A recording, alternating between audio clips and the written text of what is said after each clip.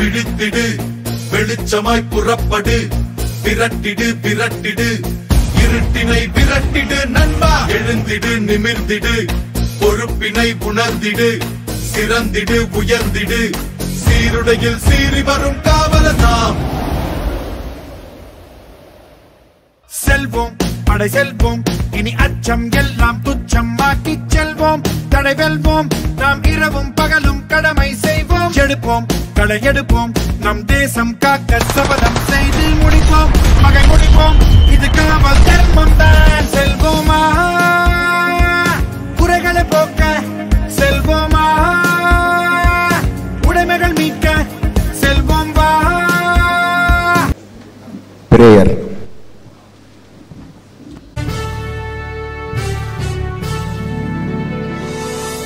நீராறும் கடலுடுத்த நிலமடந்தை கெழிலொழுகும் சீராறும் மதனமென திகழ்வரத கண்டமிதில் எக்கணமும் அதில் சிறந்த திராவிடனல் திருநாடும் தக்க சிறு திரை நுதலும் தரித்தனரும் திலகமுமே திலக வாசனை போல் அனைத்துலகும் இன்பமுற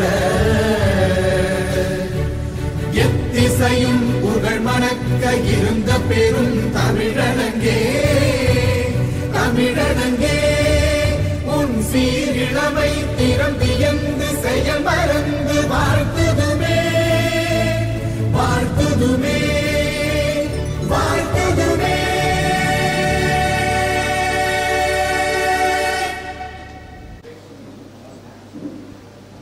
சௌராஷ்டிரா சேம்பர் ஆஃப் காமர்ஸ் இந்த மாதாந்திர கூட்டத்திற்கு உங்களை வரவேற்பதில் தலைவர் என்ற முறையில் பெருமகிழ்ச்சி அடைகிறேன். இன்றைக்கி ஹாட் டாபிக் வீட்டுக்கு வீடு சஃபர் ஆகிட்டுருக்கோம். அதுக்காக நாங்கள் அரேஞ்ச் பண்ணியிருக்கிற இந்த மீட்டிங் தான் பாடுபட்டு சேர்த்த செல்வத்தை எப்படி பாதுகாப்பது என்று சொல்வதற்காக செல்வ கணபதி அவங்க வந்திருக்காங்க. எப்படி அவர்களை வருக வருக என்று வரவேற்கிறேன். எப்படி ராஜா மாதிரி வாழ்வதற்காக அப்படின்னு சொல்றதுக்காக ராஜா அவங்க வந்திருக்காங்க. அவர்களையும் வருக வருக வருக வருக என்று வரவேற்கிறேன். இந்த சைபர் கிரைம் பல பேர் சாடிஸ்ட் இருக்காங்க. அந்த சாடிஸ்ட் இருந்து நம்மளை காப்பாற்றுறதுக்காக சதீஷ் சார் வந்திருக்காங்க.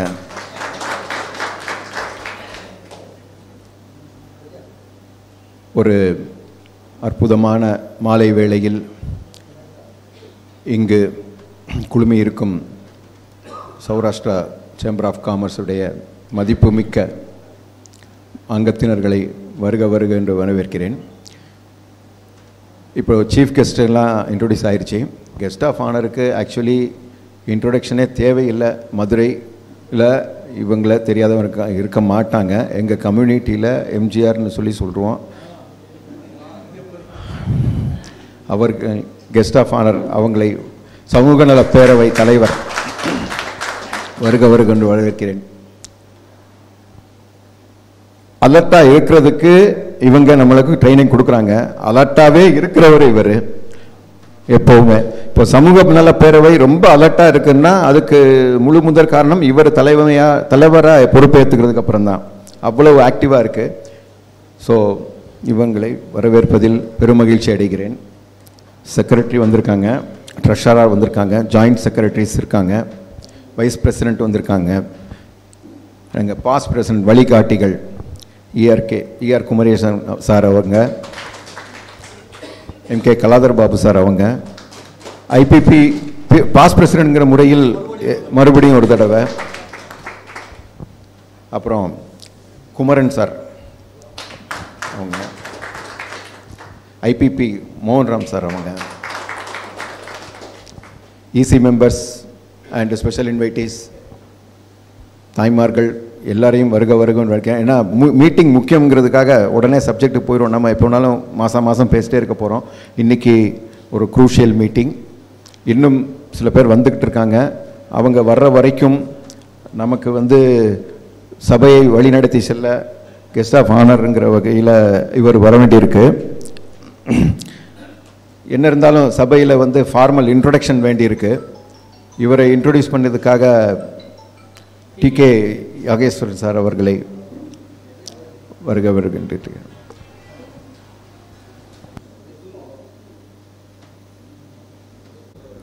எல்லோருக்கும் மாலை வணக்கம். இவர் எம்காம் படித்தவர். மேலும் கிஃப்ட் அண்டு நாவல்ட்டிஸில் உற்பத்தியாளராக இருக்கார். உற்பத்தியாக நிறையா செஞ்சு வியாபாரம் செய்து வருகிறார்.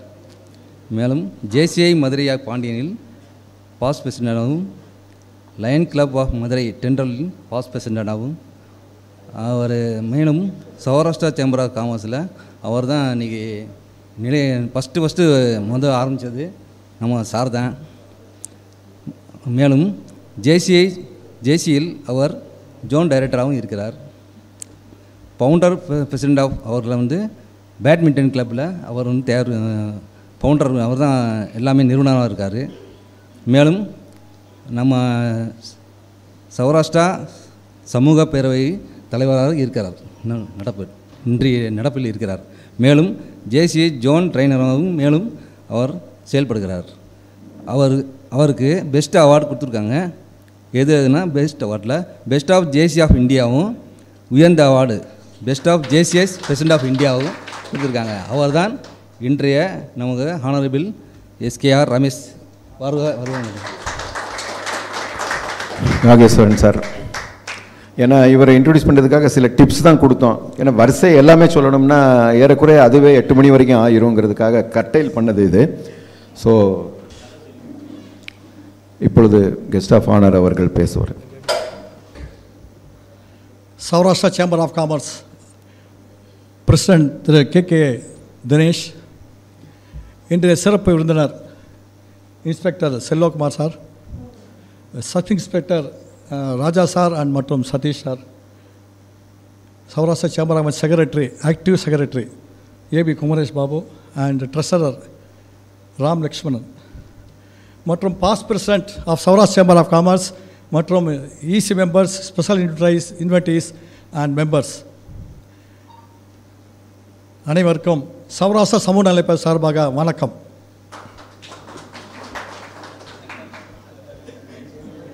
ஏன்னா 2 ரோல் நாங்கள் பண்ணிகிட்டே வேண்டியிருக்கோம். ஏன்னா சௌராஷ்டிரா சேம்பர் சொல்லிய பழக்க திடீர்னு சௌரா நலப்பேர் வர மாட்டேங்குது எனக்கு. Anyway, Saurashtra chamber of commerce தன் தாய் கழகமாகிய சௌராஷ்டிரா சமூக நலப்பேரவையை இந்த தருணத்தில் அழைத்து கௌரவித்து மிகப்பெரிய ஒரு அங்கீகாரம் கொடுத்ததுமைக்கு முதலில் எல்லா உறுப்பினருக்கும் நான் நன்றியினை தெரிவித்துக் கொள்கின்றேன்.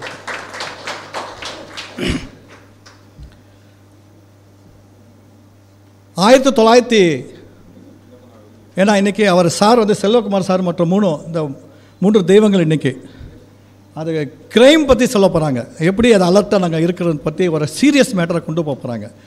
நான் சீரியஸாக வேணாம், கொஞ்சம் ஜாலியாக போவோன்னு நினைக்கிறேன். நான் 1996 நினைக்கிறேன் அந்த மொபைல் ஃபோன் வந்தது. 96 நினைக்கிறேன் நான், எனக்கு 96. அப்போ ரொம்ப சந்தோஷமாக இருக்கும்.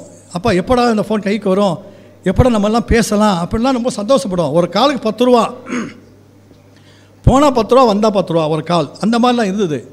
அவ்வளோ பெருசாக ஒரு மொபைல் ஃபோன் கொடுத்தாங்க ஆரம்பத்தில். அந்த ஃபோன் வரும்போது அந்த இது பேசும்போது ரொம்ப சந்தோஷப்பட்டோம். அப்போது இப்போ ரொம்ப வருத்தப்படுறோம். ஏண்டா என்ன பயம் வருது, ஒரு ஃபோன் வந்தாலே நமக்கு பயம் வந்துடுது. என்ன ஆகுமோ, என்ன ஃபோன் வருமோன்னு தெரியல, அந்த அளவுக்கு கொண்டு போயிட்டாங்க. ஏன்னா சிறு பிள்ளைகள் கூட இன்றைக்கி 1.5 வயசு 1 வயசு ஆனப்பில் இந்த ரைம்ஸ் காட்டினா தான் அவங்க சாப்பிட்றாங்க. அந்த அளவுக்கு செல்ஃபோன் நம்மளை அடிமையாக்கிடுச்சு. அது மட்டும் இல்லாமல் சரி சின்ன பிள்ளை விடுங்க, நமக்கே என்ன ஒரு ஃபோன் ஒரு நாளைக்கு இல்லைன்னா என்ன ஆகும், ஒரு மாதிரியே நம்மளாம் நினைக்கிறோம். ஏன்னா இன்றைக்கி கேம்ஸும் சரி என்னென்னமோ நம்ம எல்லாத்தையும் அதில் தான் பார்க்குறோம், அதில் தான் பேசுகிறோம், அதில் தான் செய்கிறோம். ஒரு இன்ஸ்டன்ட்டு நான் சொல்கிறேன். வீட்டில் ஒரு மாதத்துக்கு முன்பு என் வீட்டுக்காரிக்கு 2 தடவை பேசினேன். சரியாக கேட்கல. அவங்க கூப்பிட்டா கேட்க மாட்டேங்கிறாங்க, பேச சரியாக பதில் வர மாட்டேன்னு சொல்லி நான் ஒரு சந்தேகப்பட்டேன். காது ஏதோ வயசாச்சு, ஒரு காது ஏதோ ஆயிடுச்சா என்னமோ நினச்சேன். அந்த தொண்டை சரியில்லை, இருந்தாலும் பேசுகிறேன். அப்புறம் டாக்டர்கிட்ட கூட்டி போனால் இஎன்டிக்கிட்ட கூட்டி போனால் சத்தம் போடுவாங்க, என்ன இந்த திடீர்னு நாங்கள் இஎன்டிக்கிட்ட கூட்டி போகிறேன்னு. அந்த சந்தேகம் வரக்கூடாதுன்னு சொல்லி தான் என் ஃப்ரெண்டு டாக்டர் இஎன்டி இருக்கான்னு சொல்லி அவர்கிட்ட ஃபோன் பண்ணி இந்த மாதிரி எனக்கு சந்தேகம் வருதுப்பா, என்ன செய்யலான்னு கேட்டேன். கூட்டி வான்னாரு. எல்லாம் வந்தால் பிரச்சனை ஆயிரும், வேணாம், வேறு ஏதாவது டிப்ஸ் சொல்லுன்னே. அவர் உடனே நான் ஒரு ஸ்டெப்பு சொல்கிறேன், இந்த மாதிரி செஞ்சலாம் நல்லாயிருக்கும், நீ டெஸ்ட்டு பண்ணி பாருப்பான்னாரு. சரி என்ன டெஸ்ட்டுன்னு கேட்டேன். ஒரு 20 அடி தூரத்தில் நின்று நீ கூப்பிட்டு பாரு, கேட்டுச்சுன்னா ஓகே, ஒரு பிரச்சனை இல்லை. அதே கேட்கலன்னா 10 அடி போ, அப்பவும் கேட்டுச்சுன்னா ஓரளவு பரவாயில்ல, அதுவும் கேட்கலன்னா பக்கத்தில் போய் கேட்டுப்பார், அப்புறம் எனக்கு கூட்டி வான்னாரு. சரின்னு நானும் அந்த மாதிரி செய்ய உடனே அடுத்த நாள் காலையில் எந்திரிச்ச உடனே 20 அடிக்கு போய் ஏம்மா இன்றைக்கி என்ன டிஃபன் கேட்டேன். பதில் வரல. எனக்கு ஷாக் ஆயிடுச்சு. ஐயா நாங்கள் நினச்ச மாதிரி ஆயிடுச்சா, நம்ம பயம் வந்துடுச்சு. சரி 20 அடி கேட்கலன்னா 10 அடி போகும்னு சொல்லி 10 அடி போய் இன்றைக்கி மார்னிங் பிரேக்ஃபாஸ்ட் என்னன்னு கேட்டேன். அப்போவும் பதில் இல்லை. எனக்கு ரொம்ப சந்தேகம். ஐயோ சொன்ன மாதிரி டாக்டர் சொன்ன மாதிரி இது பிரச்சனை ஆயிடுச்சு போல இருக்கே. அப்போ டாக்டர் அவசியம் கூட்டி பண்ணி 10 அடி முன்னால் போய் 2 அடி போய் இன்றைக்கி மார்னிங் நீ என்ன சமைக்க போகிற, என்ன சாப்பாடு இது கொடுக்க போகிறேன்னு கேட்டேன். தோசையும் வெங்காய சட்டையும் 3 தடவை சொல்லிட்டேன். இன்னும் எத்தனை தடவை நான் சொல்கிறேன்னு கேட்டாச்சு. அப்போது குறை எங்கே இருக்குண்டா, அங்கே இல்லை இங்கே இருக்குது. அப்போ அந்த மாதிரி மொபைல் ஃபோன் நாங்கள் யூஸ் பண்ணி சார் ரூபா போச்சு, அது போச்சு, இது போச்சு நாங்கள் சொல்கிறது அவங்க மிஸ்டேக் இல்லை, நம்ம மிஸ்டேக். நம்ம இந்த மாதிரி நிறைய நாங்கள் ஃபார்வர்டு மெசேஜ் பண்ணுறோம்.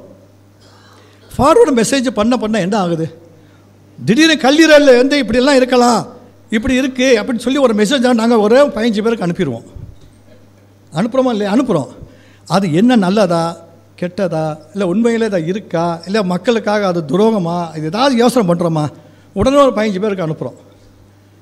அதே மாதிரி பஸ்ஸில் பிரயாணம் பண்ணுறோம், இல்லை ட்ரெயினில் பிரயாணம் பண்ணலாம், இல்லை ஃப்ளைட்டில் பிரயாணம் பண்ணும்போது ஏதோ ஃப்ரெண்டு கிடச்சா உடனே மொபைலில் சேர்ந்துடுறான், அவன் குட் மார்னிங் குட் ஈவினிங் என்ன போட ஆரம்பிச்சிடுறாங்க. ஸோ இதுவும் ஒரு அதான் நிறைய சேர்ந்துட்டே போகுது நமக்கு. ஸோ அது போக இந்த மாதிரி நம்ம நிறைய இந்த மாதிரி மெசேஜ் அனுப்பிட்டே இருந்தால் அப்புறம் பேங்க் அக்கௌண்ட்டை நம்ம ஓடிபி கேட்போம். நாங்கள் நெஃப்ட் பண்ணுறோம், பிஸ்னஸ்க்காக நெஃப்ட் பண்ணுறோம். பேங்க்கில் ஓடிபி கொடுக்கும்போது நம்ம நெஃப்ட் கொடுக்கும்போது எல்லாமே இதாகிடுது, ரெக்கார்ட் ஆகுது. அங்கே ஒவ்வொன்றும் ரெக்கார்ட் ஆகிட்டு இருக்குது. ஸோ ஒரு காலத்தில் நம்ம ஃபோன் நல்லா இருக்குன்னு சந்தோஷப்பட்டு அது பண்ணிட்டு இருந்தோம். இன்றைக்கி ஃபோனுக்கு நாங்கள் அடிமை ஆகிட்டோம். அந்த அடிமையினால் அவங்க அந்த வடிவேல் சொன்ன மாதிரி உட்காந்து பிளான் பண்ணுவாங்க, ரூம் போட்டு உட்காந்து பிளான் பண்ணுறாங்களோ அந்த மாதிரி அவங்க ரூம் போட்டு உட்காந்து பிளான் பண்ணி நம்மளை எப்படியெல்லாம் மடக்கலாம், எப்படியெல்லாம் இவங்களை மிரட்டலாம், எப்படிலாம் பணம் பறிக்கலாம், அந்த மாதிரிலாம் அவங்க திங்க் பண்ண ஆரம்பிச்சிட்டாங்க. எப்படி மாதிரி இன்றைக்கு காலையில் எனக்கு ஃபோன் வந்துச்சு, உங்கள் ஃபோன் ரொம்ப யூஸ் பண்ணுறீங்க நீங்கள், உங்களுக்கு இந்த கண்ட்ரோல் உங்களுக்கு இந்த 2 ஹவர்ஸ் தான் உங்கள் ஃபோன் ஒர்க் ஆகும், அப்புறம் கட் ஆகிரும், உங்களுக்கு ஏதாவது தெரிய வைக்கணும்னா நம்பர் 1 ப்ரெஸ் அப்படின்னு வந்துச்சு. நான் மொத்தத்தை கட் பண்ணி விட்டோம். இந்த மாதிரி ஃபோன் உங்களுக்கு கட் பண்ண போகிறோம் வரும் இல்லையா, உங்கள் பார்சலில் கஸ்டம்ஸ் பிடிச்சிருக்காங்க, நீங்கள் பின்கோடு சரியாக எழுதலை, அதை +1 அப்படின்னு வரும். இல்லை நான் இன்விடேஷன் வரும், நாங்கள் ஓப்பன் பண்ணால் எல்லாமே கட் ஆகிரும், பூரா போயிடுது. அந்த மாதிரி வருது. இப்போ புதுசாக ஒரு கிரைம் ஒன்று ஆரம்பிச்சுட்டாங்கன்னா, ஃபோன் வருது, உங்கள் பையன் பேர் சந்தோஷ் தானே? ஆமாம் சார். காரணம் போய் தானே? ஆமாங்க. அவர் இந்த இடத்துல வேலை செய்கிறாள்? ஆமாங்க. அடிபட்டு இருக்காரு, ஹாஸ்பிட்டல் சேர்த்துருக்கேன், உடனே ஆப்ரேஷன் பண்ணணும்னா கிட்டத்தட்ட உடனே 1 லட்ச ரூபா அனுப்புங்க, பின்னால் நீங்கள் வந்துருங்க. எந்த ஹாஸ்பிட்டல்? ஒரு பேர் இல்லாத ஒரு ஹாஸ்பிட்டல் சொல்கிறேன், உடனே ரூபா அனுப்பிடுவான். அப்புறம் தான் அட்ரஸ் சரி, ஐயா அட்ரஸ் இல்லையே, எந்த அட்ரஸ் ஃபோன் பண்ணால் சுவிட்ச் ஆஃப். இந்த மாதிரி இப்போ புதுசாக இது ஒரு ட்ரெண்டு. இந்த மாதிரி எனக்கு தெரிஞ்ச ட்ரெண்டு நான் அவங்க வந்ததெல்லாம் சொல்லிட்டேன். இன்னும் வராது சார் சொல்ல வருவார், எக்குதப்பாக இருக்கும், அதெல்லாம் நமக்கு இன்னும் கேட்போம். இந்த மாதிரி நிறையா இந்த மாதிரி வரும்போது நமக்கு என்ன ஆகுது, எல்லாமே ரெக்கார்ட் ஆகுது. ஸோ எல்லாமே ரெக்கார்ட் ஆகும்போது நம்ம தான் கொஞ்சம் அலர்ட்டாக இருக்கணும். இதுதான் மெயினாக அவர் வரும் நினைக்கிறேன் சார் விடையில் அதை. ஸோ இந்த மாதிரி ஒரு நல்ல வாய்ப்பை நம்ம கொடுத்தமைக்கு சௌராஷ்டிரா நல்ல பேரவை சார்பாக நன்றி கூறி அமர்கிறேன். நன்றி, வணக்கம்.